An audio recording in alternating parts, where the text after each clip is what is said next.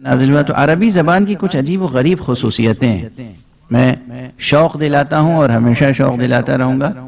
یہ میری گزارش ہے، اپیل ہے، تاکید ہے، نصیحت ہے، وصیت ہے، جو سمجھ لیں کہ آپ میں سے جہاں بھی جس ملک میں ہوں خود اور اپنے بچوں کو اس ملک کی زبان سکھائیں اور ساتھ میں عربی ضرور سکھائیں. یہ 2 لینگویج فارمولہ ہے. آپ فرانس میں ہیں، فرینچ سکھائیے اور ساتھ میں عربی. جرمنی میں ہیں، جرمن لینگویج سکھائیے ساتھ میں عربی. یو کے میں ہیں، انگلش سکھائیے ساتھ میں عربی. جس ملک میں ہو اس ملک کی زبان آپ کو آتی ہو اور ساتھ میں عربی آتی ہو. عربی زبان سیکھیں. اب مشکل یہ ہے ہمارے ہاں کہ لوگ ناظرہ قرآن پڑھنا سیکھ لیتے ہیں اور کہتے ہیں ہمارے بچے نے عربی سیکھ لی. عموماً یہ ہم سنتے ہیں. دیکھیے یہ زبان نہیں سیکھی آپ نے. حرف پہچاننا سکھا دیا بچے کو اور حرف ملا کے پڑھ لینا سکھا دیا، اس کے معنی تو وہ سمجھتا ہی نہیں ہے. عربی زبان سیکھی ہے. دیکھیے عربی زبان سیکھنے کے دنیاوی فائدے بھی ہیں اور آخرت کے فائدے بھی ہیں. اور اتنی مشکل نہیں ہے. مشکل ہے، گہری ہے، عظیم ہے، بہت رچ لینگویج ہے. اس کی اتنی خصوصیتیں ہیں کہ جس کی حد نہیں، اس کے باوجود آسان ہے. یہ بالکل ایسے ہی آسان ہے جیسے کوئی بہت حسین جو اپنے حسن پر ناز کرتا ہو بجا، وہ کسی کو منہ نہیں لگاتا، مگر اس حسین کو اگر یہ یقین ہو جائے کہ یہ میری طرف بڑھنے والا سچا مجھ سے محبت کرنے والا ہے تو اس کا ہو جاتا ہے. یہ خصوصیت عربی زبان میں اور یہ خصوصیت قرآن مجید میں بھی ہے. آپ بتائیے دنیا کی کسی زبان کی کوئی کتاب ایسی ہے کہ آپ زبان نہ جانتے ہوں، نہ سمجھتے ہوں اور زبانی یاد کرنا چاہیں تو یاد ہو جائے؟ امپاسبل. لیکن قرآن مجید کی یہ خصوصیت ہے کہ دنیا میں کتنے حافظ موجود ہیں قرآن کے؟ ترجمہ کرنا نہیں آتا ان میں سے اکثر کو. عربی زبان نہیں آتی مگر انہوں نے دل سے چاہا کہ قرآن یاد ہو جائے، یاد ہو گیا. اور یعنی عربی زبان نہیں آتی. ہندوستان کے، پاکستان کے، دیہاتوں کے، قصبوں کے وہ بچے جنہیں اردو صحیح نہیں آتی اپنے اپنے علاقوں کی زبان بولتے ہیں مگر بہترین حافظ ہوتے ہیں. کیونکہ ماں باپ نے دل سے چاہا میرا بچہ حافظ ہو جائے. بچہ آمادہ ہو کے آیا کہ حافظ ہو جائے. حافظ نے پڑھایا اور وہ بالکل پوری کتاب صحیح یاد ہوتی ہے، صحیح تلفظ کے ساتھ، حالانکہ معنی نہیں سمجھتے. دنیا کی کسی زبان کی کوئی پوئٹری، کوئی پروز، کچھ انسان یاد نہیں کر سکتا جب تک کہ سمجھتا نہ ہو.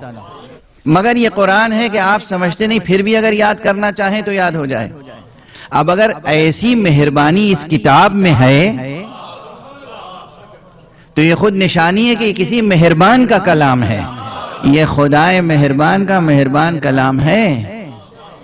یہ محبت کرنے والے خدا کا پر محبت کلام ہے. اسے نہ سمجھیں، صرف لفظ یاد کرنا چاہیں تو یاد ہو جاتا ہے، اور اگر سمجھنا چاہیں تو اس کا حرف حرف آپ سے بولنے لگتا ہے. خدا کی قسم قرآن آپ سے گفتگو کرتا ہے. آپ کر کے تو دیکھیں، شوق پیدا کریں، ذوق پیدا کریں، محبت سے قرآن کو اپنانے کی کوشش کریں. قرآن کو لکڑی کی رحل پہ نہ رکھیں، لکڑی کے رحل پہ نہ رکھیں، رحل قلب پہ جگا دیں. اور زبان عربی میں بھی یہ خصوصیت ہے. اگر محبت سے زبان عربی سیکھنا چاہیں یہ سوچ کے کہ اللہ کی کتاب خدا کی زبان ہے، مصطفیٰ کی زبان ہے، نہج البلاغہ کی زبان ہے، ہمارے مولا کی زبان ہے، تو ہمیں اپنے مولا کی زبان سیکھنی چاہیے.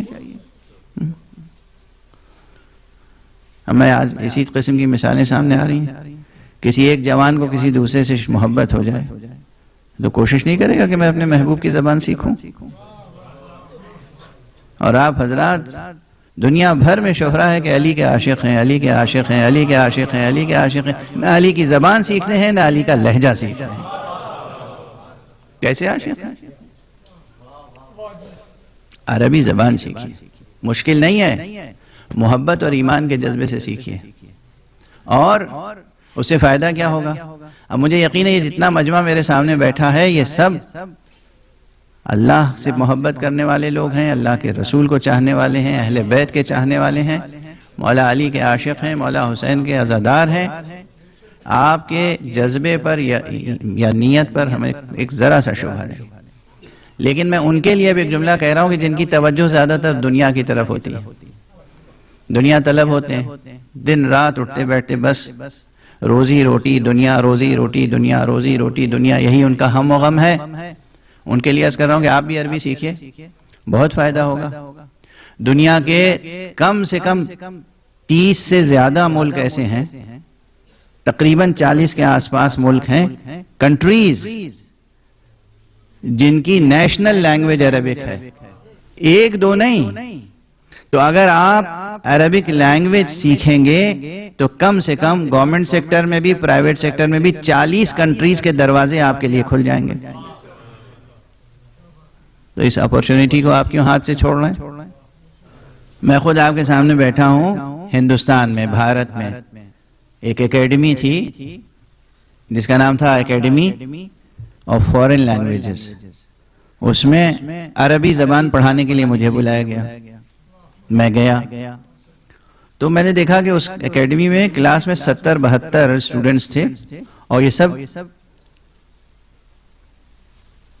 انڈین فارن سروس کے آدمی تھے، اس سب کے سب بڑے افسر تھے، یا کہیں ایمبیسیڈر تھے، یا ہائی کمشنر تھے، یا مثلا سیکریٹری تھے ایمبیسی میں، یا کلچرل اٹیچی تھے، کوئی نہ کوئی ان کا بڑا عہدہ تھا، اور یہ سب کیا سیکھنے آئے تھے؟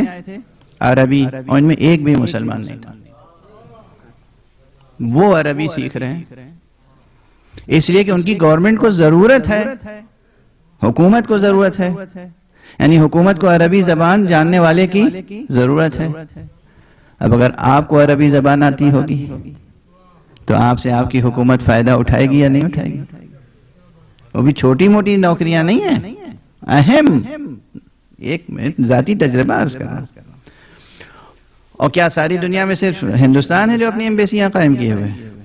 ہر ملک کی دوسرے ملک میں ایمبیسی ہے۔ آپ کی یہ یو کے گورنمنٹ، انہیں نہیں عربی والوں کی ضرورت ہے؟ تو اگر عربی زبان آپ سیکھیں گے، اچھی زبان، لکھنا پڑھنا بولنا، تو پہلا فائدہ تو یہ ہوگا کہ دنیا کے کم سے کم 40 ملکوں کے دروازے آپ کے لیے کھل جائیں گے۔ اور یقین رکھیے کہ اگر دین ایمان کو سامنے رکھ کے سیکھیں گے تو جنت کے 8 دروازے ہیں، انشاءاللہ اللہ 8 کے 8 دروازے وہ بھی آپ کے لیے کھول دے گا۔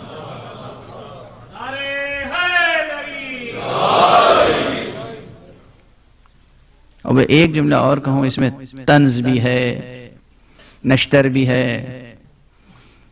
استہزاء بھی ہے، جو سمجھے سب کچھ ہے، دل کا درد بھی ہے، دکھ بھی ہے، دل کا ناسور بھی ہے جو نچوڑ رہا ہوں۔ اگر آپ نے عربی زبان سیکھ لی تو دنیا پرست، دھوکہ دینے والے مولویوں کے شر سے بھی بچ جائیں گے، اس لیے کہ آپ کو خود عربی زبان آتی ہوگی، وہ آپ کو لڑا نہیں سکیں گے آپس۔ صلوات پڑھ دیجئے محمد و علیہ۔